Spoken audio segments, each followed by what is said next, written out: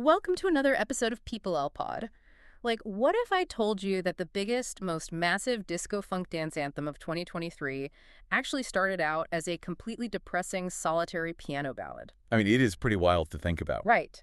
Today, we are looking at how a song about a literal burnt-down marriage shattered global streaming records, won a career-first Grammy, and then, triggered this massive, highly complex corporate copyright lawsuit. Exactly. We are diving deep into the cultural phenomenon of Miley Cyrus's 2023 hit song, Flowers. And for anyone listening right now, whether you have analyzed every single lyric or you just, hummed along to it in the background at a grocery store, this story goes way beyond standard pop culture trivia. Oh, absolutely. It is a masterclass in narrative control. It really is. We're going to look at the mechanical evolution of a song shifting from a place of raw, devastating grief to just total, undeniable empowerment. And ultimately, it serves as a really fascinating case study in modern music copyright law. Okay, let's unpack this. We have to set the scene long before the billion streams and the shining hardware and the legal briefs. Right, we have to go back to January 2022. Yeah, the setting is Sunset Sound Recorders, this legendary studio in Hollywood.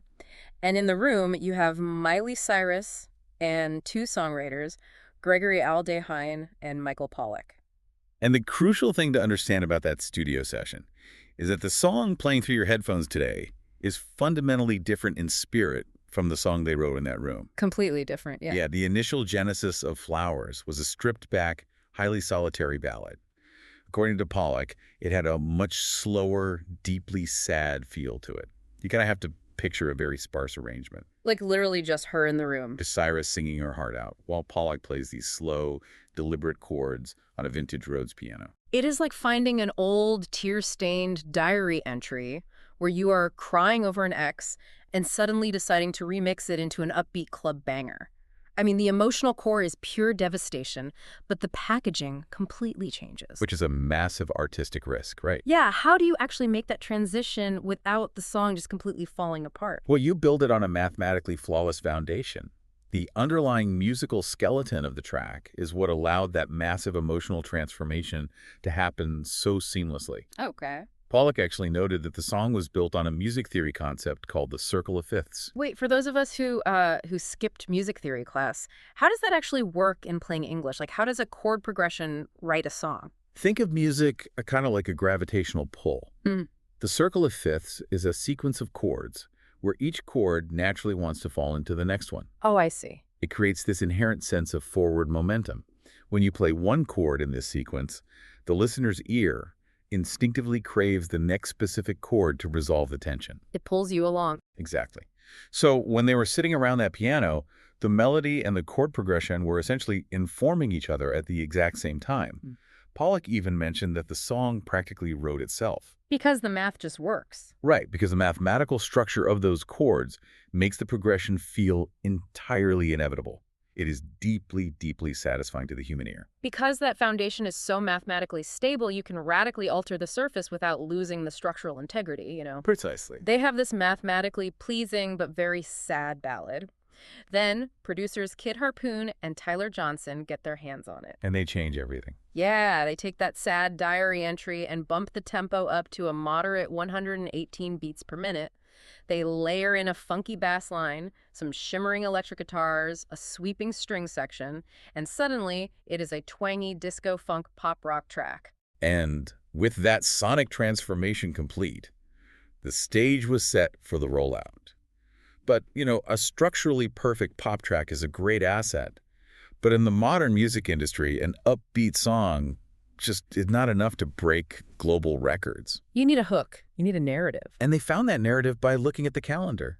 I mean, the release strategy here was a total masterclass in letting the internet do all the heavy lifting. It was brilliant marketing. Cyrus announced the song on live television during her NBC New Year's Eve special on December 31st, 2022. She announced it would drop simultaneously worldwide on January 12th or 13th, depending on your time zone. And, we all know whose birthday January 13th is. It is the birthday of Cyrus's ex-husband, actor Liam Hemsworth. Now, Cyrus's team never officially put out a press release saying, hey, this is a revenge track aimed at her ex-husband. They didn't have to. They didn't need to. The digital footprint was already there, and fans immediately started connecting the dots online. The fans did not need any prodding because the Easter eggs in this track drove the initial virality into absolute overdrive. Right out of the gate, the opening lyrics set the scene. Right, the house burning down. Yeah, the lyrics go, we were good, we were gold, kind of dream that can't be sold. We were right till we weren't. Built a home and watched it burn. That last line is not just a clever metaphor for a dying relationship. It is literal. It is a direct nod to the Malibu home she and Hemsworth shared, which was tragically destroyed in the 2018 Woolsey fire. Placing a detail like that right at the very beginning grounds the song in an undeniable reality. Yeah. It pulls the listener completely out of the realm of generic pop tropes and anchors the lyrics in a highly publicized, traumatic event. But the most talked about Easter egg, like the one that truly hijacked the algorithmic conversation, is the chorus itself. Oh, the Bruno Mars connection. Yes. It serves as a direct lyrical paraphrase of Bruno Mars's 2012 hit, When I Was Your Man. Which is such a specific choice. Because the rumor mill claimed that Hemsworth had previously dedicated that specific Bruno Mars song to Cyrus. So you have Bruno Mars singing, I should have bought you flowers and held your hand, should have gave you all my hours when I had the chance, take you to every party because all you wanted to do was dance. And Miley takes that exact sentiment and completely flips it on its head. She just dismantles it. She responds with, I can buy myself flowers, write my name in the sand, talk to myself for hours, say things you don't understand, I can take myself dancing, and I can hold my own hand. She systematically checks off his entire list of regrets and basically says, actually, I've got this covered. It is brilliant. What is fascinating here is how this specific lyrical choice shifts the entire narrative of her career. I mean, if you look back at Cyrus's 2019 single Slide Away, which was also written about the end of that exact same relationship, it was steeped in heavy melancholy. Very sad, very floaty. Exactly. It was a traditional, sad breakup song about letting go. Flowers, on the other hand, rejects both melancholy and outright revenge. Yeah. It is an anthem of self-sustainability. Totally. It is a statement of autonomy, declaring that you simply do not need to depend on someone else to feel complete. Here is where it gets really interesting, because that message of self-reliance didn't just resonate. It caused a commercial explosion that makes most massive pop hits look incredibly small by comparison. The numbers are staggering. The statistics on this deep dive are jaw-dropping. Like, let's start from a global perspective. Right. According to the International Federation of the Phonographic Industry, Flowers was the single best-selling global song of 2023. It earned the equivalent of 2.7 billion subscription streams. 2.7 billion, I mean, to put that in perspective, that is a massive, significant portion of the global population tuning in. It is hard to even wrap your head around that number. And on Spotify, the records just kept falling one after another. In its first full week, it became the most streamed song in a single week in Spotify history, pulling in over 96 million streams. Which is a record in itself. But the following week is what really defies the logic of the modern music industry. It is a complete anomaly. I mean, Spotify's own executives publicly noted that usually a record-breaking viral hit peaks on day one or week one, driven by superfans, and then it steadily declines as the hype fades. That is the standard trajectory. Flowers did the exact opposite. It gained momentum day after day. In its second week, it broke its own record with over 115 million streams. It breached the superfan bubble and just completely infected the general public. It became the fastest song in Spotify history to hit 1 billion streams, accomplishing that massive milestone in just 112 days. Oh. But it wasn't just dominating the streaming algorithms. The radio dominance is almost hard to comprehend, which speaks to its incredible cross-generational appeal. Like, we're hearing it everywhere. Oh, absolutely everywhere. Flowers spent an astonishing 57 weeks at #1 on the Billboard Adult Contemporary chart. To contextualize how massive that is for anyone listening, the previous record holder for that specific chart was Maroon 5's Girls Like You, which held the top spot for 36 weeks. So she crushed it. Cyrus beat the existing record by over 20 weeks. And if you add up all its time at #1 across all the different Billboard airplay charts, adult contemporary, pop airplay, radio songs, it accumulated a record-breaking 106 cumulative weeks at #1. That is more than 2 full years of cumulative chart-topping dominance. You were hearing it in the club, in your Uber, at the dentist's office, literally everywhere. And you cannot ignore the visual component of this phenomenon, which heavily amplified the song's themes of self-love. The music video, right? Directed by Jacob Bixaman, it is so striking in its visual storytelling. It reinforces everything the lyrics are trying to say. Video is phenomenal. It opens with these gorgeous panorama shots of Los Angeles, and then it is just Miley. There are no co-stars, no love interest, no backup dancers. Just her. She is striding up a driveway in this stunning vintage gold lame gown from the Yves Saint Laurent 1991 autumn-winter collection. Choosing a vintage archival piece like that is such a power move. It almost acts like armor. But then the video quickly shifts gears. Right, she strips down. Yeah, she strips down to her black lingerie, goes for a solitary swim in the pool, and then starts doing this highly intense, grueling physical workout, like battle ropes and everything. And that specific sequence caused a 413% spike in internet searches for black lingerie sets. Which is insane. It is the literal visual definition of I can hold my own hand. It is not about looking good for the male gaze. It is about physical strength and self-actualization for herself. Exactly. The video ends with her dancing wildly through her empty house in a men's oversized suit coat and pants. The video was a monster hit, crossing 1 billion views on YouTube by March 2025. And despite this massive, inescapable cultural saturation, Cyrus did something highly unusual for a modern pop star in the middle of an album cycle. She held back. She didn't perform the song live on television for over 10 months. She completely starved the audience of a live rendition, keeping the performance totally exclusive. She let the anticipation build to a boiling point. So when she finally steps onto a stage to sing it live on TV, it is at the 66th Annual Grammy Awards in February 2024. Which was a massive moment. Over a year after the song originally came out, she performs it with this incredible, unbothered rock star energy, and she wins Record of the Year and Best Pop Solo Performance. Which were her very first Grammy wins ever. It was a massive, undeniable milestone in a career that has been highly scrutinized since she was literally a child. That Grammy performance was so electric that it catapulted the song back into the Billboard Hot 100 Top 10 over a year after its original release. It is the song that absolutely refused to fade away. It had serious legs. But, hold on a second. I have to push back a little on this fairy tale narrative. We are talking about this track like it is a lyrical and musical masterpiece, but let's be real for a minute. Isn't it just a fairly generic pop track being carried by celebrity gossip? That is a fair question. Take away the Bruno Mars lore, take away the Liam Hemsworth birthday release date, and what do we actually have? Is it really a masterpiece or just a really brilliant PR stunt? That tension is exactly what divided the music press. The reception was deeply nuanced, and critics were debating that exact question at the time. What were they saying? Well, the majority of mainstream music critics did praise it. Outlets like Billboard and the New York Times celebrated the track as sturdy, hummable pop. Okay. They specifically highlighted Cyrus's vocal delivery, noting a laid-back maturity and a very convincing self-assurance. They felt she didn't need to rely on vocal gymnastics because the quiet confidence carried the entire track. But not everyone was buying into the hype. Not at all. A publication like Pitchfork offered a sharply dissenting view. They actually described the track as generic. Ouch. And interestingly, they took specific issue with the revenge label that fans and pop culture commentators were slapping on it. They compared it unfavorably to Shakira's Bizarre Obsession, which was released around the same time and was a much more direct, sharp-tongued, highly specific revenge track against her ex, Gerard Piqué. Oh, that Shakira track was brutal. It was.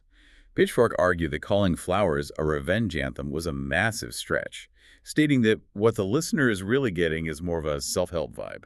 Calling it self-help instead of revenge is a really fascinating distinction, and it almost sounds like a dig. But honestly, doesn't that perfectly explain the 2.7 billion streams? What do you mean? Well, a hyper-specific revenge track only really applies to the person who wrote it, or maybe a few people going through that exact situation. A self-help mantra is generic enough that anyone, anywhere in the world, can project their own life onto it. That is a very good point. You kind of have to weigh the artistic ambition of the lyrics against the sheer cultural impact of the lore. That is the ultimate pop music trade-off. And that tension between the art we consume, the lore that fuels it, and the commerce that ultimately controls it brings us to the most recent and undoubtedly the most complicated chapter of the Flowers story. The lawsuit. The lawsuit. All of this unprecedented success brings us to the corporate price tag. In September 2024, A massive lawsuit was filed in Los Angeles federal court against Miley Cyrus and her co-writers. Oh. A company called Tempo Music Investments sued them for the unauthorized exploitation of Bruno Mars's song When I Was Your Man. Which brings us all the way back to that clever chorus interpolation we unpacked earlier where she flipped the Bruno Mars lyrics. Exactly. Wait, I have a major question about the mechanics of this lawsuit. Bruno Mars is not named as a plaintiff. If it is his song and she is allegedly exploiting his lyrics, how does a corporate entity, like an investment firm, have the legal right to sue her over it? It highlights the highly complex, often invisible mechanics of modern music publishing.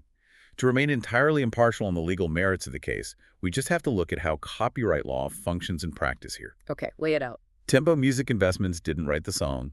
They were not in the studio. However, they purchased a portion of the copyright from one of Bruno Mars's original co-writers, a man named Philip Lawrence. So, because this investment firm bought Lawrence's financial stake in the music, they effectively bought his legal rights to defend the song, too. That is the argument they are making. And Cyrus's legal team fought back immediately. In November 2024, they filed a formal motion to get the case dismissed. On what grounds? Their primary argument was essentially that Tempo Music lacked the legal standing to sue without the participation of the other co-writers or co-owners, most notably Bruno Mars himself. That makes sense. They argued an investment firm shouldn't be able to unilaterally launch a lawsuit without the primary artist on board. Did the judge buy that argument? No. In March 2025, the court officially denied Cyrus's motion for dismissal. The judge stated that Philip Lawrence could have sued on his own as a co-writer to enforce the copyright. Wow. Therefore, Tempo Music, as his legal transferee, steps into Lawrence's shoes. Under the law, they are considered a co-owner of the exclusive rights of the copyright. Steps into Lawrence's shoes. So a corporate investment firm has the exact same power to sue for infringement as the actual artist who sat in the studio and poured their heart out to write it. That is the legal reality of catalog acquisition. And as of late 2025, this case remains entirely unresolved. So it's still ongoing. Very much so.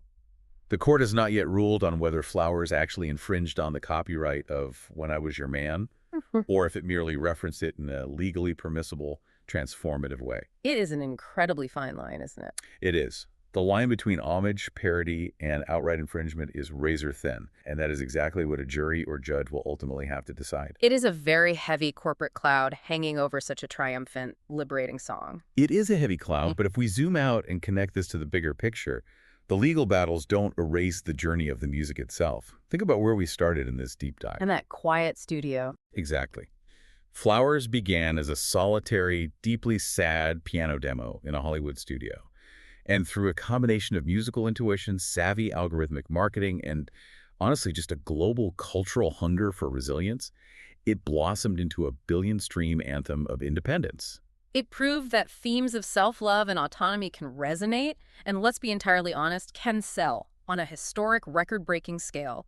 I mean, they took the darkest, most painful part of a burnt-down relationship and turned it into literal gold and a Grammy. The cultural impact is absolutely undeniable. Yeah. But the ongoing lawsuit forces you to look at the massive corporate machinery operating just behind the music. And that leaves you with something really important to think about long after the music stops.